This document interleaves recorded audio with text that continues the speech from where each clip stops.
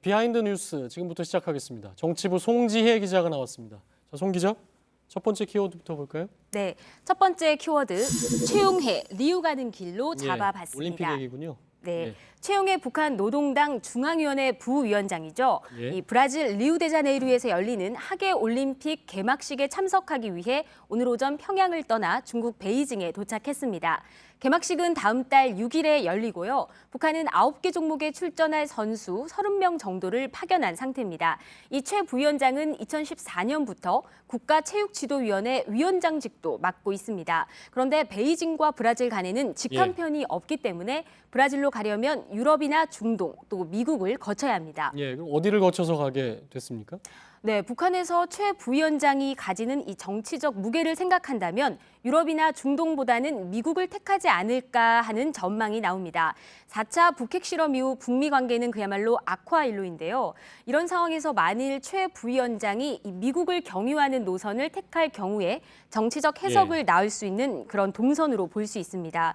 경유하는 동안 모종의 북미 간 접촉을 추진할 개연성을 완전히 배제하기 어렵다는 점에서 어떤 노선을 택할지 관심이 커지고 있습니다. 그 리우까지 가는 길에 여러 가지 외교적인 함의가 있다 이런 얘기인데 최근 북한이 보면 스포츠 경기, 스포츠 대회에 좀 관심을 많이 보이고 있죠?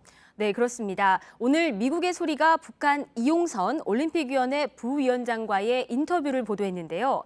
이 인터뷰에서 이 부위원장은 2018년 평창 올림픽에 참가할 수 있다고 밝혔습니다. 또 내년 무주에서 열리는 세계 태권도 선수권 대회 참가 의사도 재확인했는데요. 이 북핵 실험 이후 남북 관계가 얼어붙은 상황에서 체육 행사를 통해 돌파구를 기대하는 그런 행보가 아니냐 이런 해석도 나옵니다. 또 국제사회에서 이 북한에 대한 이미지 개선을 노리는 의도다 이런 관측도 나오고 있습니다. 자, 두 번째 키워드를 볼까요? 네, 두 번째 키워드는 물러날 데가 없다입니다. 손학규 전 더민주 상임고문이 어제 전남 해남에서 열린 한 행사장에서 한 발언인데요. 일단 직접 들어보시죠. 이 땅끝 해남에서 더 이상 물러날 데가 없다. 물러날 수가 없다. 여러분들께서 저에게 주신 이 용기, 우리 국민들에게 꿈과 희망으로 돌려드려야 되겠다 하는 각오를 하게 됩니다. 근데 손 고문 같은 경우는 이전에도 벌써 몇 번 뉴스에도 나왔죠. 몇 번 그 정계 복귀 선언을 했다고 나왔는데 그때는 별 반향이 없었죠. 네, 사실 손 전 고문은 그동안에도 새 판을 짜야 한다. 서울에 올라가겠다. 민초들의 아픔을 방치할 수 없다. 이런 식으로 정계 복귀를 암시하는 말들을 꾸준히 해온 것은 사실입니다. 하지만 이번 발언은 한 걸음 더 나아가 방송 카메라들이 지켜보는 정식 행사 장소에서 나왔다는 점에서 변죽을 울리는 수준을 넘었다. 사실상 정계 복귀 선언을 한 것으로 볼 수 있다는 게 정치권의 평가입니다. 그렇군요. 근데 사실상 정계 복귀 선언을 했다는 게 뭐 여러 번 나왔기 때문에 이번에는 그러니까 정식으로 카메라까지 불러서 했다는 얘기죠. 그렇습니다. 자, 마지막 키워드를 볼까요?